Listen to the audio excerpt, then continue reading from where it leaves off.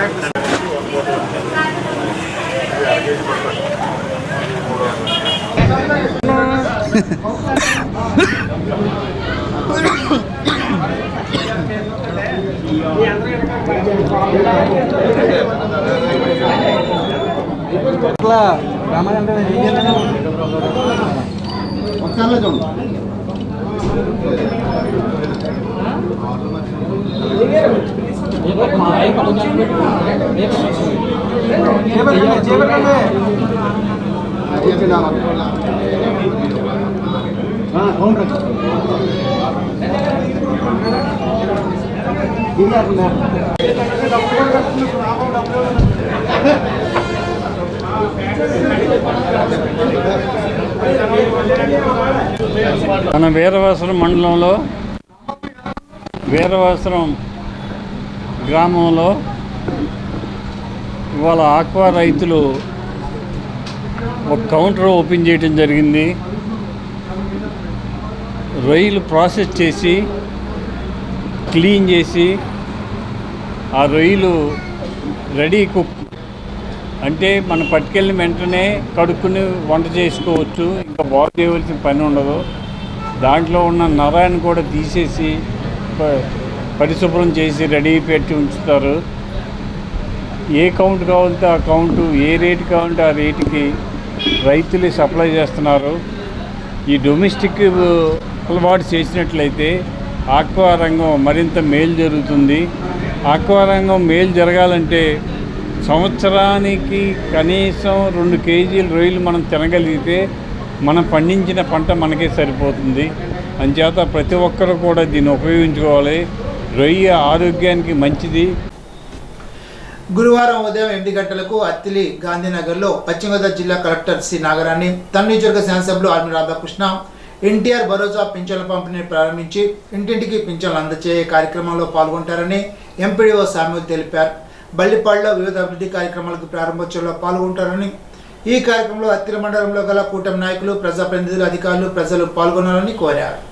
వేసవి సెలవుల్లో విద్యార్థులు టీవీ చరవాణులకు దూరంగా ఉంటూ గ్రంథాలయాలను సద్వినియోగం చేసుకోవాలని అత్తిలి గ్రంథాలయ అధికారి డి కృష్ణారావు కోరారు. అత్తిలి గ్రంథాలయంలో వేసవి శిక్షణలో భాగంగా పుస్తక పఠనం, నీతి కథలు చెప్పడం, ఆంగ్ల భాష మాట్లాడడంపై శిక్షణ ఇచ్చారు. గ్రంథాలయంలో అమూల్యమైన పుస్తకాలు అందుబాటులో ఉన్నాయని అన్నారు. రిసోర్స్ పర్సన్ కె సతీష్, వి లక్ష్మణరావు, గంధం శేషవేందర్రావు, ఎం శ్రీదేవి, వి పార్వతి తదితరులు పాల్గొన్నారు. అత్తిలి మండలం గుమ్మంపాడు శివారు శ్రీహరి ప్రహ్లాదపురంలో గల సుబ్రహ్మణ్యేశ్వర గో మహాలక్ష్మి సమేత నారికేల వరహాలక్ష్మి నరసింహస్వామి ఆలయంలో అక్షయ తృతీయ సందర్భంగా చందనోత్సవాన్ని ఘనంగా నిర్వహించారు. స్వామివారి చందనాన్ని వలచి నిజరూప దర్శనం అనంతరం స్వామివారికి చందనాన్ని పూశారు. ఈ సందర్భంగా ఆలయ వద్ద ప్రహరీ సేవ నిర్వహించారు. ఆలయ కమిటీ చైర్మన్ పులపతి గిరిజ, అర్చకుడు శ్రీహరి గోపాల్, ఆలయ గురువు రవీంద్ర పని గోపాల్, పూర్ణిమ, ములకపాటి విశ్వభారతి ఆధ్వర్యంలో జరిగిన కార్యక్రమంలో పెద్ద సంఖ్యలో భక్తులు పాల్గొన్నారు. పౌర సరఫరా శాఖ మంత్రి ఆధ్వర్యంలో రాష్ట్ర వ్యాప్తంగా జోరుగా పేదలకు అందాల్సిన రేషన్ బియ్యం అక్రమంగా తరలిస్తున్నారని కార్మికులు స్పష్టం చేశారు. స్టార్ట్ ద షిప్ అన్న మాదిరిగా రాష్ట్రం నలుమూల నుండి ఇతర దేశాలకు బియ్యాన్ని అక్రమ మార్గంలో తరలించి సొమ్ము చేసుకుంటున్నారని దుయ్యబట్టారు. రైతులకు పంగనామాలు పెట్టారని, ధాన్యం కొనుగోలులో కురువులు పెడుతూ తక్కువ ధరకు తూకం తూసి రైతాంగాన్ని నడ్డివిరుస్తున్నారని అన్నారు. ఇప్పటికే పొగాకు, కోకో, మిర్చి, టమాటా, ఆయిల్ ఫామ్ రైతులకు గిట్టుబాటు ధర లేక రైతాంగం అల్లలాడుతోందని, మీరు మాత్రం బాధుడే అనే రీతిలో అన్ని రకాల ధరలు పెంచేశారని, కరెంటు బిల్లులు చూస్తుంటే షాక్ కొడుతున్నాయని విమర్శించారు. సీజ్ ద షిప్, ఇప్పుడు స్టార్ట్ ద షిప్. అప్పుడేంటి సీజ్ ద షిప్, ఇప్పుడు స్టార్ట్ ద షిప్. యథేచ్ఛగా షిప్పులు పోతా ఉన్నాయి, లారీలు పోతా ఉన్నాయి. ఏదైతే పేదల బియ్యం ఉన్నాయో డైరెక్ట్గా పై అదుపు మరి ప్రధాన నాయకుల ద్వారా చక్కగా వెళ్ళిపోతున్నాయి యథేచ్ఛగా. దీని గురించి పెద్ద అడావిడి చేస్తారు మంత్రి గారు. పౌర సరఫరాల శాఖ మంత్రి రాజేంద్ర మనోహర్ ఏదో మొత్తం స్విచ్ చేసినట్టుగా భద్ర కొట్టేసినట్టుగా ఇవాళ ఆయనే యథేచ్ఛగా చేసేస్తున్నారు. అలాగే ఇవాళ ధాన్యం కొనుగోలు విషయంలో కూడా పూర్తిగా దళారుల చేతుల్లో పోయింది. వాళ్ళకి పాయింట్లు కట్టు 200, 300 ఇష్టానుసారంగా కట్ చేసి వాళ్ళకి డబ్బిచ్చే కార్యక్రమం జరుగుతూ ఉంది. రైతుకి మా టైంలో ఈ క్రాప్ చేసేవాళ్ళం, ఇన్సూరెన్స్ కట్టేవాళ్ళం, డైరెక్ట్ ఆర్బికే నుంచే బియ్యం రైస్ ధాన్యం వెళ్ళేది మిల్లుకి, అక్కడి నుంచే డబ్బులు అకౌంట్లో పడిపోయి ఇవాళ వీళ్ళ అకౌంట్లో పడతాయి కానీ మళ్ళీ మధ్యలో వెళ్ళిపోతూ ఉంటాయి దళారీ వ్యవస్థకి. అంచేత ఒక వ్యవస్థ మొత్తం పూర్తిగా మారిపోయింది. రైతుని నడ్డి ఇరిసేసే కార్యక్రమం ఈ ప్రభుత్వం. అలాగే రేషన్ అడ్డాల కింద తొక్కి డైరెక్ట్ స్టార్ట్ ద షిప్ వెళ్ళిపోయింది. ద షిప్ స్టార్ట్ షిప్ అనేది వెళ్ళిపోతా ఉన్నాయి. మాతో పట్టుకున్న లారీల్ని నెలొచ్చిన గోల్డ్ లారీలు అవి ఆక్షన్ పెట్టేవాళ్ళం. 29-30 రూపాయలు ఆక్షన్ వేసి రైస్ని అమ్మి ప్రభుత్వానికి ఖజానాకి వచ్చింది. ఇవాళ ఎక్కడ పట్టుకున్న దాఖలు లేవు, డైరెక్ట్గా పోయే పరిస్థితి వచ్చింది. ఇవాళ రాష్ట్రంలో రైతు నడ్డి పూర్తిగా ఇరిగిపోయింది. మిర్చికి దాని రేట్ లేదు, పొగాకు రేట్ లేదు, కోకోకు రేట్ లేదు, ధాన్యానికైతే యథేచ్ఛగా 200-300 దోసేస్తున్నారు. ఇక ఏది మినుములు కానీ పెసలు కానీ ఏ ఒక్కదానికి కూడా రేట్ లేదు. అలో లక్ష్మణ అని చెప్పి రోడ్డెక్కి మరి ఆయిల్ ఫామ్ కూడా రేట్ లేదు. టమాటా గిమాటా మొత్తం కూరగాయలన్నింటికి రేట్లు లేవు. కానీ కొనేది అక్కడ మాత్రం బాధుడే బాధుడు. ఇవాళ ఆత్మ చూడండి టోటల్గా. చంద్రబాబు పరిపాలనలో అమాయక ప్రాణాలు బలి కావాల్సిందని మరొక్కసారి రుజువు చేశారని మాజీ మంత్రి కారుమూరి వెంకట నాగేశ్వరరావు విమర్శించారు. తనకు వైఎస్ఆర్సీపీ కార్యాలయంలో బుధవారం నిర్వహించిన విలేకరుల సమావేశంలో ఆయన మాట్లాడారు. భగవత్ స్వరూపాన్ని తనివి తీరా చూడాలనే ఉద్దేశంతో ఆలయాలకు వస్తున్న భక్తుల ప్రాణాలను కూటమి ప్రభుత్వం హరిస్తోందని ఆవేదన వ్యక్తం చేశారు. సింహాచలం అప్పన్న స్వామి చందనోత్సవం తిలకించేందుకు వెళ్లిన భక్తులు భద్రతా లోపంతో అసలు బాసారని దుయ్యబట్టారు. ప్రతి ఏడాది అప్పన్న స్వామికి చందనోత్సవం నిర్వహిస్తారని, కానీ నేడు నాణ్యత లోపంతో నిర్మాణం చేసిన గోడతో పాటు భక్తుల సౌకర్యార్థం కట్టుదిట్టమైన రక్షణ చర్యలు తీసుకోకపోవడంతో 7 భక్తులు గోడ కూలి శిథిరాల కింద ఉండి చనిపోయారని అన్నారు. అందిన కాడికి దోచుకునే తత్వంతో అభివృద్ధి పనులు సైతం నాణ్యత లోపిస్తోందని విమర్శించారు. సనాతన ధర్మం అంటూ హంగామా సృష్టించేవారు ఇప్పుడు ఏమి చెబుతారని, సనాతన ధర్మాన్ని కాపాడుకోవాలంటే హడావడి చేయాల్సిన అవసరం లేదని, మీకు సనాతన ధర్మం అంటే అర్హత లేదని విమర్శించారు. అప్పన్న స్వామి దర్శనానికి 300 రూపాయల టికెట్ తీసుకొచ్చిన భక్తుల ప్రాణాలు నిర్లక్ష్యంగా వ్యవహరించి తీసేశారని అన్నారు. గత పాలనలో చంద్రబాబు ప్రచార పిచ్చితో పుష్కరాల్లో 29 మందిని బలి తీసుకోగా, ఇటీవల తిరుపతి తొక్కిలాస్లో అమాయక భక్తులు మరణించగా, తాజాగా జరిగిన సింహాచలం ఘటనలో 7 భక్తులు అసలు బాసారని అన్నారు. ఆలయ ఈవోతో పాటు కాంట్రాక్టర్ను ఇతర బాధ్యులందరిపై హత్యాయత్నం కేసు నమోదు చేయాలని, మృతుల కుటుంబ సభ్యులకు 1 కోటి, క్షతగాత్రులకు 25 లక్షలు నష్టపరిహారంగా ఇవ్వాలని డిమాండ్ చేశారు.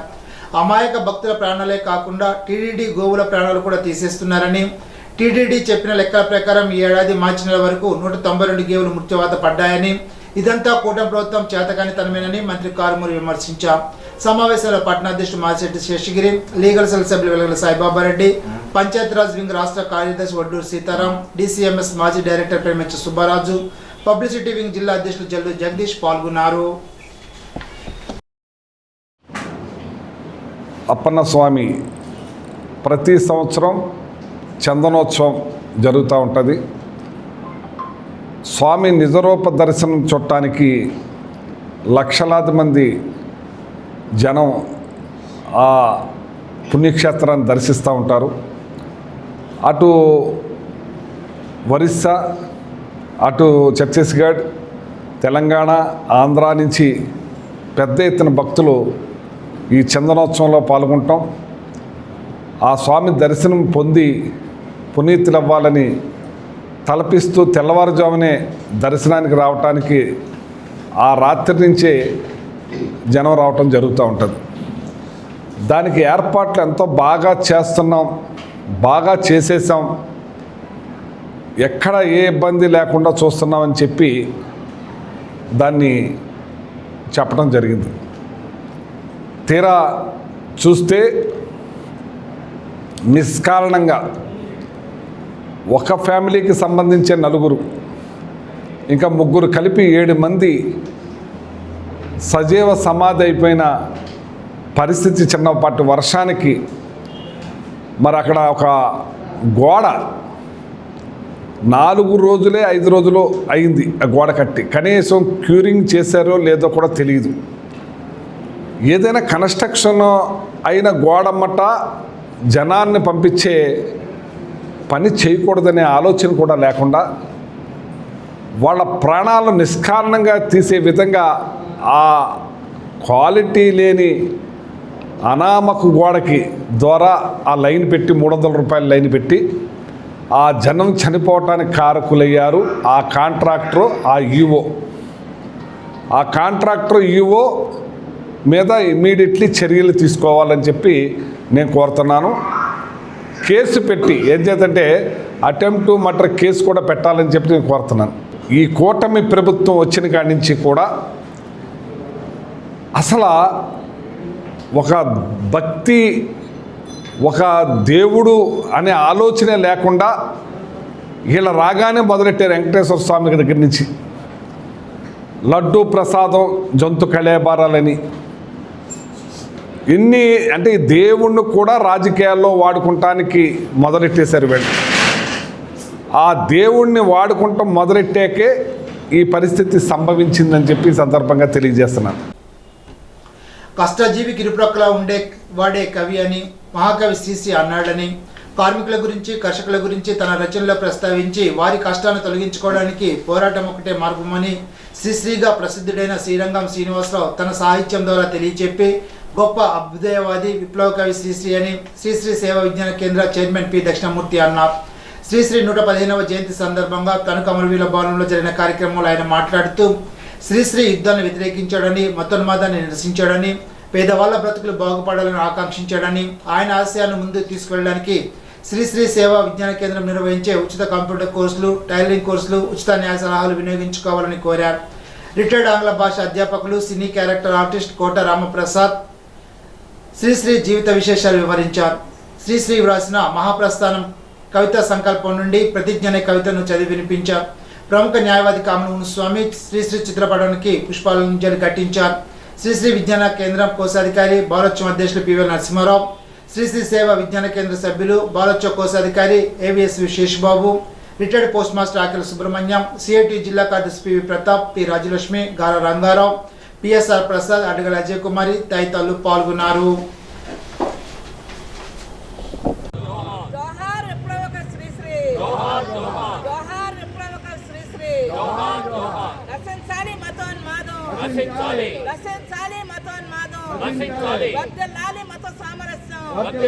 శ్రీగా ప్రసిద్ధుడైన శ్రీరంగం శ్రీనివాసరావు అనే విప్లవ కవి, అభ్యుదయ కవి యొక్క జయంతిని ఈరోజు జరుపుకుంటున్నాం. అసలు కవి అంటే ఎలా ఉండాలి అని చెప్పేసి శ్రీశ్రీని ప్రశ్నిస్తే కష్టజీవికి ఇరుపక్కలా ఉండేవాడే కవి అని చెప్పేసి చెప్పాడు. అలాగే ఈ రోజున మనం చాలా రకాలైన అసమానతల్ని ఎదుర్కొంటున్నాం. శ్రీశ్రీ ఏనాడో చెప్పాడు, నరజాతి చరిత్ర సమస్తం పరపీడన పరాయణత్వం రణరంగ ప్రవాహ సిక్తం అని చెప్పేసి చెప్పాడు. అంటే ప్రపంచంలో ఒకళ్ళ మీద ఒకళ్ళు ఆధిపత్యం చెలాయించుకోవటానికి యుద్ధాలు చేసుకుంటున్నారు అని చెప్పేసి యుద్ధాలని కూడా నిరసించాడు. ఈ రోజున కూడా పెద్ద ఎత్తున యుద్ధ వాతావరణం అనేది నెలకొని ఉన్నది. దాన్ని కూడా మనం గమనించాలి. ఆనాడే శ్రీశ్రీ దీన్ని వ్యతిరేకించాడని చెప్పి చెప్పుకోవచ్చు. ఎక్కడైతే పేదలు ఉంటారో అక్కడ నా రచనలు ఉంటాయి, నా కవితలు ఉంటాయి, నా గేయాలు ఉంటాయి అని చెప్పేసి శ్రీశ్రీ చెప్పాడు. చూడు చూడు నీడలు పేదవాళ్ల వాడలు అని చెప్పేసి ఆ రోజునే పేదవాళ్ల గురించి శ్రీశ్రీ గొప్పగా రాశాడు. ఆ రాయటమే కాదు, ప్రత్యక్షంగా పేదవాళ్ల యొక్క బాధలు, వ్యతలు వాటన్నిటినీ కూడా నిరసిస్తూ ఉద్యమంలో కూడా అతను పాల్గొనటం జరిగింది. అంతేకాదు, ఈ పేదవాళ్ళ ఆకలిని తీర్చాలంటే, ఈ పేదవాళ్ళ బాధల్ని తీర్చాలంటే, ఈ పేదవాళ్ళ వ్యతల్ని తీర్చాలంటే ఎర్ర జెండా ఒక్కటే మార్గం అని చెప్పేసి చూడు చూడు ఎర్ర జెండా నిగనిగలు అగ్ని పర్వతపు బుగబుగలు అని చెప్పేసి ఆనాడే శ్రీశ్రీ చెప్పాడు. అంతేకాదు, ఈ కర్షకుల గురించి, సామాన్య ప్రజానీకం గురించి, పేదల గురించి పోరాడిన శ్రీశ్రీ యొక్క ఆశయాల్ని ముందుకు తీసుకెళ్ళడానికి ఈ రోజున శ్రీశ్రీ సేవా విజ్ఞాన కేంద్రం కూడా కృషి చేస్తుంది. వాళ్ళ ఆశయాల్ని సాధించడం కోసం ముందు మరింత పోరాటం అనేది మేము చేపడతామని చెప్పేసి తెలియజేస్తాం. టెట్లో అర్హత సాధించిన డిఈడి బీఈడి అభ్యర్థులకు ఇంటర్ డిగ్రీల్లో అన్ని కేటగిరీల వారికి 40% మార్కులు కలిగిన వారికి డిఎస్సి దరఖాస్తు చేసుకునే అవకాశం కల్పించాలని స్కూల్ టీచర్స్ ఫెడరేషన్ పశ్చిమ గోదావరి జిల్లా పూర్వ ప్రధాన కార్యదర్శి ఎస్వి జాకబ్ బాబు కోరారు. టెట్ పరీక్షకు ఇంటర్ డిగ్రీలతో 40% మార్కులు వచ్చిన వారిని అనుమతించిన విద్యాశాఖ నేడు డిఎస్సి జనరల్ కేటగిరీ అభ్యర్థులకు ఇంటర్ డిగ్రీలో 45% మార్కులు ఉండాలనడం సరికాదని, ఇదే విధానాన్ని అనుసరిస్తే విద్యాశాఖ న్యాయపరమైన చిక్కులను ఎదుర్కోవాల్సి వస్తుందని అన్నారు.